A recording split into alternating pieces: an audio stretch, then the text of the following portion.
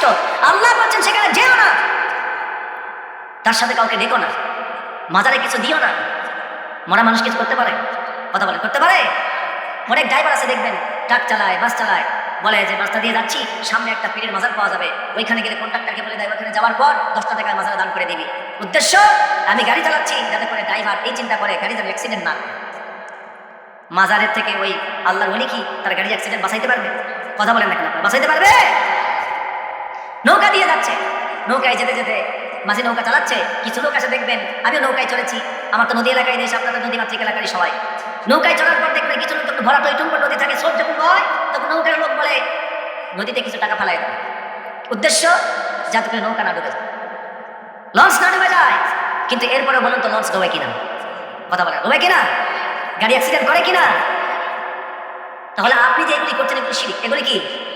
বাবার নামে কসম করা, মায়ের নামে কসম করা, মাথা ছুঁয়ে কসম করা, চোখ ছুঁয়ে কসম করা, রক্তের নামে বদলা নেওয়া, হাদির নামে কসম করা, এই সবগুলাই শিরক। সবগুলো কি? কসম হবে একমাত্র আল্লাহর নামে। যারা বলেন কার নামে? আল্লাহ ছাড়া কারো নামে কসম করা যাবে না। কসম করতে হলে কার নামে করতে হবে? সেই জন্য আমাদেরকে সচেতন থাকতে হবে। তাহলে যে কথাটি বললাম, তাহলে আমরা যদি আল্লাহর সাথে সাক্ষাৎ করতে চাই, কাজ করতে হবে কয়টা? আওয়াজে বলেন না, কয়টা কাজ? 1 নম্বর নেক কাজ। 1 নম্বর কি? নেক কাজ। নামাজ, রোজা, হজ, যাকাত, দান, সাদাকা, ভালো কাজের আদেশ, অসৎ কাজের নিষেধ, সালাম কালাম, উঠা বসা, লেনদেন সবকিছুতে ভালোভাবে করবো। যে কাজই করবো ইহসানের পদ্ধতিতে করবো। যেই কোনো কাজ করো না ভাই, যেই কোনো কাজ করো তা যেন ভাই সবার চেয়ে সবচেয়ে সুন্দর। আল্লাহ তাআলা আমাদেরকে সবাইকে সুন্দরভাবে কাজ করার তৌফিক দান করুন, আমিন বলুন। আল্লাহর সাথে সাক্ষাৎ পেতে গেলে 1 নম্বর কি ছেড়ে দিতে হবে? আওয়াজে বলেন, কি ছাড়তে হবে? শিরিক ছাড়তে হবে। শিরিক যদি না ছাড়েন, কোনো ইবাদত আপনি যাই করবেন না কেন, পৃথিবীতে সবচেয়ে মারাত্মক দুইটা অপরাধ হলো এই। একটা হলো শিরিক। শিরিক করলে পরে 1 নম্বর, শিরিক করলে আল্লাহ আপনার উপর সবচেয়ে বেশি রাগান্বিত হবে। আপনার জীবনের সমস্ত আমলকে আল্লাহ ধ্বংস করে দিবেন। আল্লাহ রাগান্বিত হবেন, আপনার জীবনের সমস্ত আমলকে আল্লাহ কি করে দিবেন? ধ্বংস করে দিবেন। আরেকটা হলো বিদআত। আপনি ইবাদত করবেন ইসলামের নামে, কিন্তু আল্লাহ তাআলা আপনার উপর সবচেয়ে রাগান্বিত হবেন এবং আপনার আমলকে আল্লাহ তাআলা কবুল করবেন না। আপনি যদি বিদআত করেন তাহলে আপনার নামাজ কবুল হবে না, কোনো ইবাদতই আল্লাহ তাআলার কাছে কবুল হবে না। এই জন্য বিদআত থেকেও মুক্ত থাকতে হবে। আল্লাহ তাআলা আমাদেরকে বুঝার তৌফিক দান করুন, আমিন। সুন্নাহর গুরুত্ব আমার নবীর জীবনে আছে উত্তম আদর্শ। কেন বলি? এই সমাজটাকে, আমরা আমাদের জীবনটাকে যদি পরিবর্তন করতে চাই, আমরা কোনটা সঠিক কোনটা ব্যাঠিক এটা যদি বুঝতে চাই, তাহলে আমাদেরকে কোরআন সুন্নাহর আয়নায় তাকাতে হবে। কোথায় তাকাতে হবে? কোরআন সুন্নাহর আয়নায় যদি আপনি তাকান, তাহলে আপনি দেখতে পাবেন, ওই আয়নার সামনে দাঁড়ালে প্রতিবিম্বতে আপনি দেখতে পাবেন যে আপনার জীবনের কোথায় কোথায় ভুল আছে। আয়না এক্সরে করে আপনাকে সতর্ক করতে হবে। বুঝাতে পারছি? আচ্ছা, বোঝেন না? এবার কোরআন আয়াত শুনে 10 মিনিট শুনলে এই বিষয়টা বুঝতে পারবেন। এই জন্য আমি বলি আমার ভাষায়, কোরআন এবং সুন্নাহ হচ্ছে মানব জীবনের আয়না বা মানব জীবনের দর্পণ। মানব জীবনের দর্পণের নাম কি? কোরআন এবং সুন্নাহ।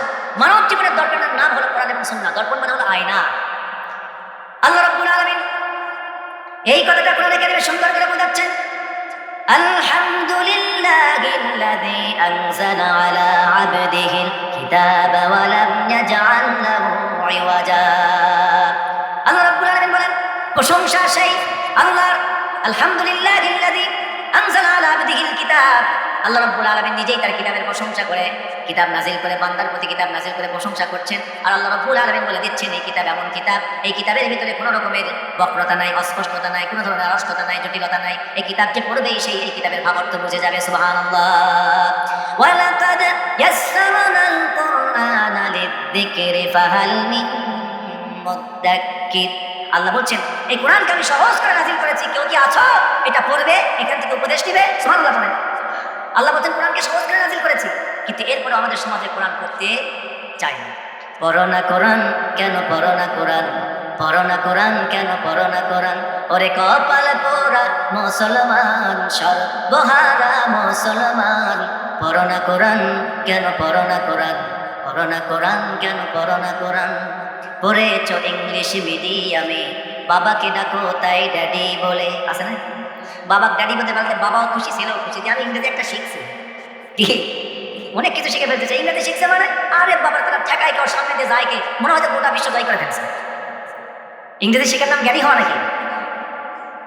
পড়েছ ইংলিশ মিডিয়ামে, বাবাকে ডাকো তাই ড্যাডি বলে, সরি সরি বললে কি আর কবরেতে পাবে আসান? পড়ো না কোরআন, কেন পড়ো না কোরআন? পড়ো না কোরআন, কেন পড়ো না কোরআন? ওরে